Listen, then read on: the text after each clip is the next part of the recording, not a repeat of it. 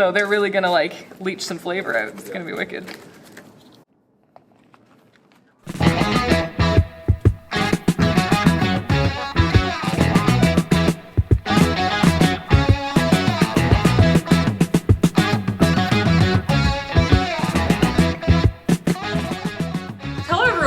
Manuel's River. We're back here today with our cooking show Eat the Coast, and we are going to learn how to cook a couple of new recipes. Today I'm joined by Darby, who is here from the Wooden Boat Museum, board member at the Wooden Boat Museum, and he's keen to share a squid recipe with me today. So squid is pretty far from what I've been doing so far. I've been doing a lot of, you know, fish like cod and that sort of thing. So this will be a pretty cool new adventure for us. So where did you come up with this recipe? Where is it from?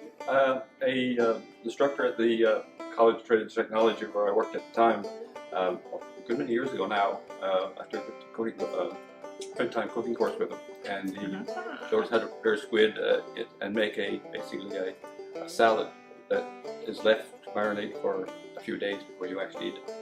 Cool. And all we want to do is prepare it so that we can eat it in a few days' time. Right on, I can't wait.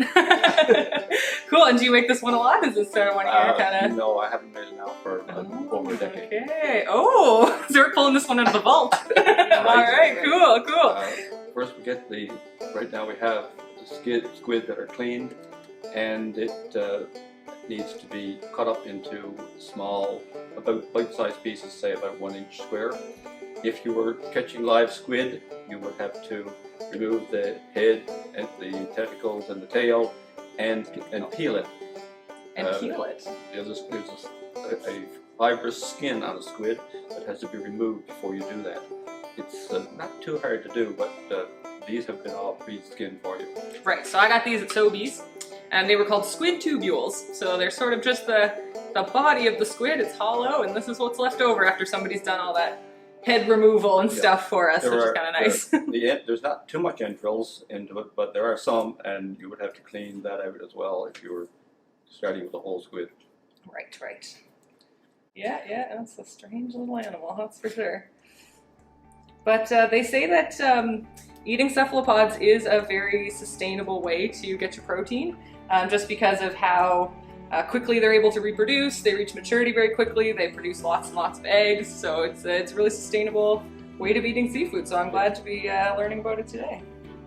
Yeah, their lifespan is about a year and a half. Yeah, that's it. strange creatures. And so if you did want to go and catch a squid, like where would you go? How would you go about doing it? Do you know? You could jig them when they're around. There's been a few squid. There's been squid in the Newfoundland waters now for the last few years, having been absent pretty well for about 30 years. No way. Yeah. Cool. So maybe on the recovery. There's actually an article in the Navigator magazine that came out a few days ago, which has an article which says just that. Wicked. All right. So sustainable and on the comeback. This is awesome. There. I'll try to put them all in the same time so they have the same amount of time. Oops.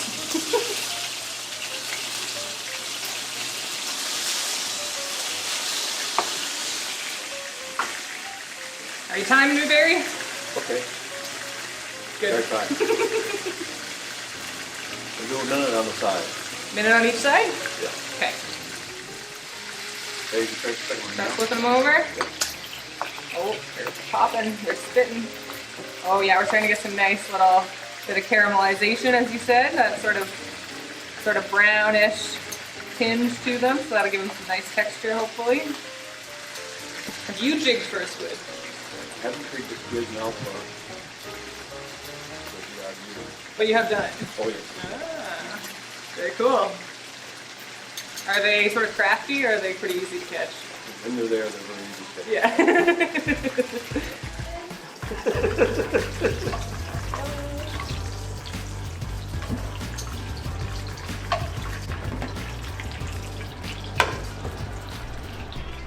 So, To make the tomato concasse, first we're gonna try and get all of the skins off. And the easiest way to do that is to boil the tomatoes quickly and then plunge them into cold water, and then the skins should just slip right off.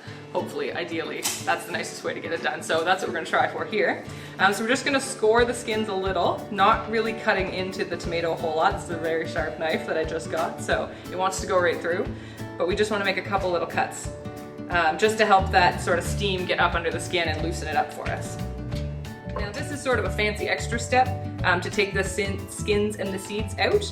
You could also chop up your tomatoes, you could get sort of stewed tomatoes, that type of thing, but we're going for sort of a fancier squid dish today, so we're gonna try something a little extra fancy.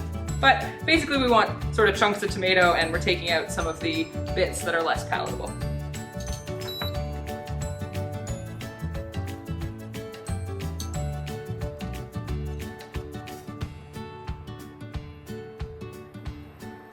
And then you can see the skin starts to sort of peel up and off away from where you scored it.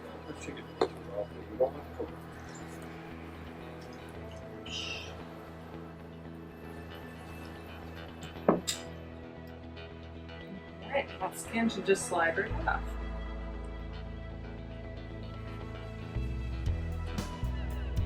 Put that right into the compost. Grow more tomatoes next year. Everybody knows tomatoes are big fans of compost. There, and as Barry said, we've only really let the cooking happen sort of skin deep, so we don't really have sort of a mushy tomato here. So that'll make a nice texture.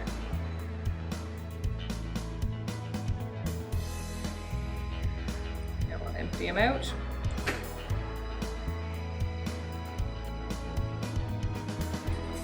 Kind of like gutting a fish. Barry was showing me how to gut a fish earlier. A little bit the same, you know? Pulling all those goopy insides out.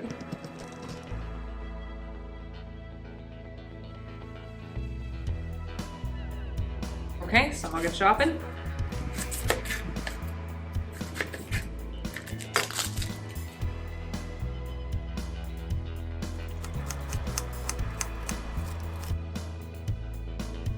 Okay. I'll try and make it look similar to my chunks of tomato. And one of my cooking mentors was Pete with Food Not Bombs in Victoria, BC. And he gave me a sweet trick for preparing peppers. He said cut them in half and then just sort of rip out that seedy portion, and then it will just pop right out like that. You don't have to bother cutting around it. And I always just thought that was such a great trick. So thanks, Pete. And Victoria, if you're out there watching, it's been a great trick over the years. Because I love peppers, I'm always cooking them at home.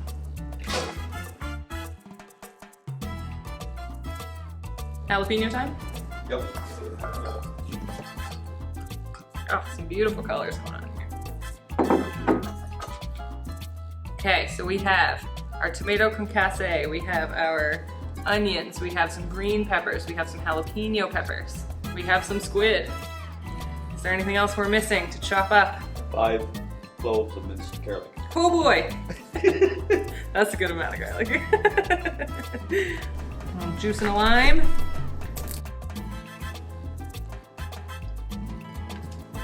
I do really like lime. It's a great flavor, especially with all these other veggies that are in here. Oh, it smells so good. All right. Nice fresh flavor. Vinegar and oil. Okay. So I've got apple cider vinegar here. That's kind of my go-to vinegar at my house because I like it. What would be your go-to vinegar? Oh, probably just, I thought about it, just plain white vinegar, I guess. Plain white but vinegar, he says. Well, that's good because a lot of people have plain white vinegar at home, I would say. That's a good ingredient most people have. Yeah, and I think they are fairly similar in the culinary sense. This one may be just a touch of a different flavor in there, but I think it'll go all right with the lime. We got a lot of flavors going on in here. I don't think we necessarily need the olive oil coming through. Yeah, you want everything really like touching that marinade, yeah. So I can see how it would be nice to have another lime in there. Makes sense. Salt and pepper. That's always easy.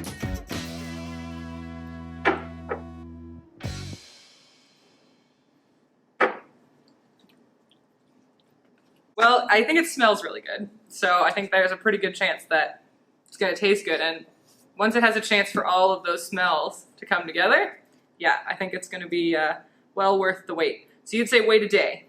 At least. Yeah. At least a day. All right, so this is not one that you're like making when you get home after work for supper. This is something that's a little bit special, and you're kind of planning ahead that you're going to make this to impress someone. As Carrie said, you could bring this, you know, to like your potluck, and everyone's going to be like, wow. It's always good to have a couple of those in your back pocket. And make a pretty fancy squid salad. Thanks so much. You're welcome.